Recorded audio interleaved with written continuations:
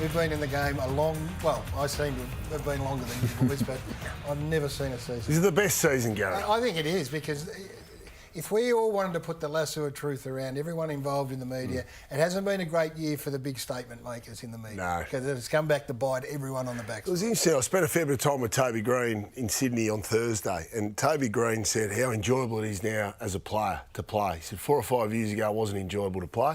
Obviously, the AFL made their raft of rule changes. On what basis? Like the way the game... The way the game flows. Right. The way the game flows. So that was an interesting take from one of the game's best players. I think even the most patient pundits have probably gone a little bit too early this year on some of the teams.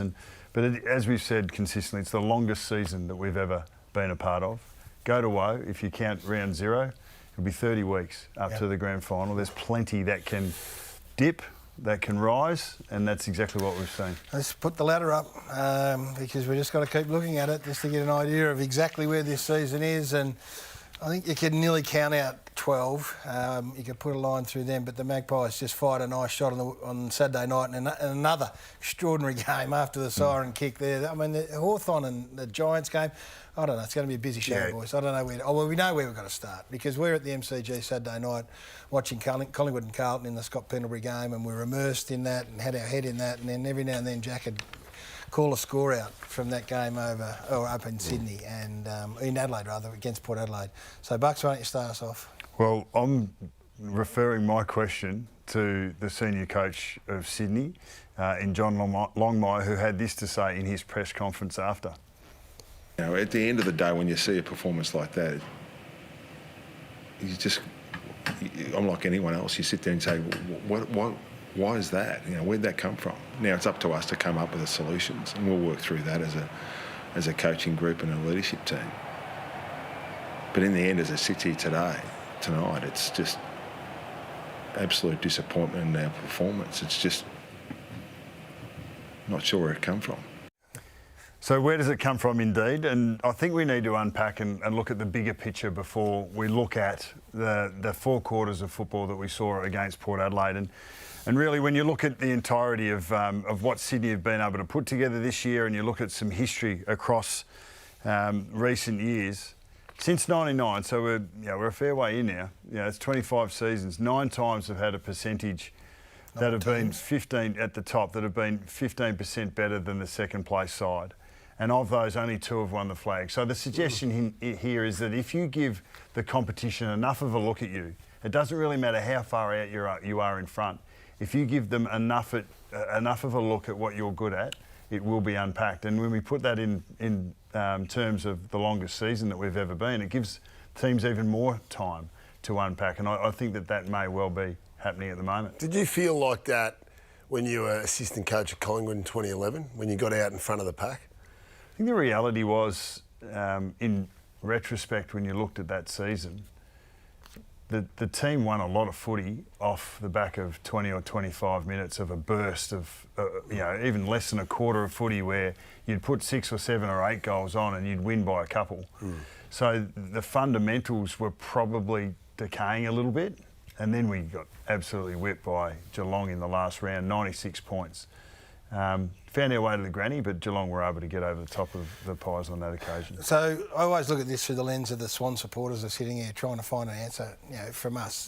This is not great news for Swan supporters when you look at history, which is always the best teacher of all. So no Premier in 107 years has lost more than 5 of their last 9. They've lost now, it's 5 of their last 6, with 3 to go. So they're going to have to buck that history there. So when trying to work this out today, and we go away and we think about it, we have a look at the game again, and we'll get to Port Adelaide, by the way, we haven't forgotten about how good they are. But this is a 13-on-1 side that you're suggesting, and maybe this is where we can start, is that they were sitting ducks, sitting swans, that they're sitting out there, and you're not going to deliberately lose games. Like, their form was just impregnable. They were away, and they kept winning and winning and winning. But when you're sitting there for so long, opposition teams have to go to work on you. It's not like Brisbane who've got it right in the back end and the Dogs who've got it right in the back end. It's too late now. Clubs have got their own problems. When they're sitting 13-1, the whole of the footy world have gone to work on John Longmire and his Swans about how they play, what their strengths are.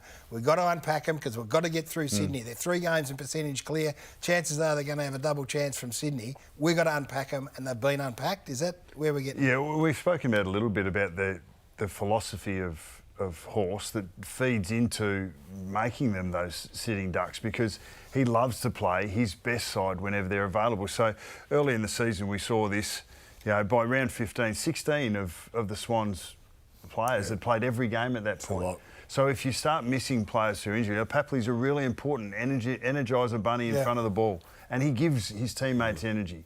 And we know how important a Melican's probably underrated, a Rampy behind the ball. And then all you need to do is very good this McInerney, year. important, especially with your corridor ball use and making things happen. And then you've got their guns like Heaney, Gould, Warner. Heaney and Warner in particular have dropped off a little bit. That's all it takes. Then all of a sudden it's 5 or 6%.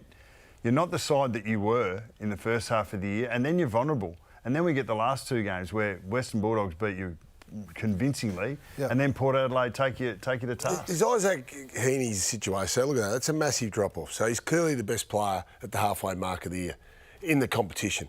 50% drop-off. Is that a player that's not conditioned to the rigours of playing his role, that midfield role? It's his first year of trying it. I think part of the issue with that is how high his 100% was. Like, it was abnormally high. The performance of Sydney, like not just their ladder position and their percentage, but the players themselves. So the drop-off from that high level means that 50%, it's a big whack, but if you were 2/3 of that, it's a bit lower. But it still doesn't explain the 4 quarters that we witnessed. No. And Longmire will be working that out. We'll with get his to have a coach. look at that again, but I'm just trying to get through. So when you're sitting there, you're exposed, and there's no need to really evolve. Your team, there's no need to throw your players around. We've seen the number of players used. When you marry that up against, and we'll get to Brisbane and we'll get to the Dogs, they've had to evolve. They had to change because of injuries, because of circumstance, because of form.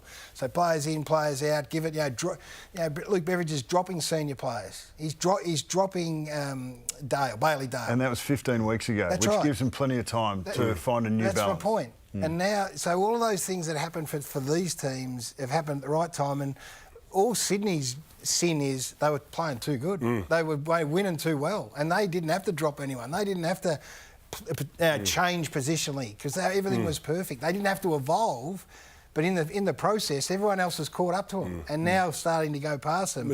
And have they got time to evolve? 6 weeks ago, they didn't have a player in the best 25 injured. So, but we talk about teams going to work on them, which is method, strategy.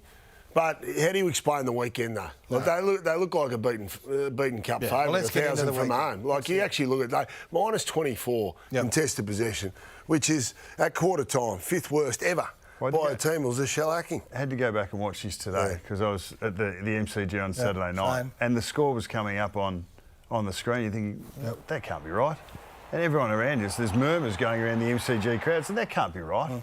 And maybe Port Adelaide must have had a night on, and they did. They looked clean, they looked sharp, they looked like their pressure was high, but the Swans fed into it, and it was one side on the way up, with the other side plummeting equally as quickly the other way down. You can't explain that. You can't explain Ollie Florent handballing over his head in the offensive goal square, Brodie Grundy taking the ball that ruck and just handing the ball away, and this lack of pressure and effort. I mean, there's no explanation for this. No, there's no explanation for minus 24 contests into a side that's been known for its contests for the last 2.5 decades. Like, what's that? That is the opposite, the antithesis of the Bloods culture that we've just seen. So that's where the conversations will start.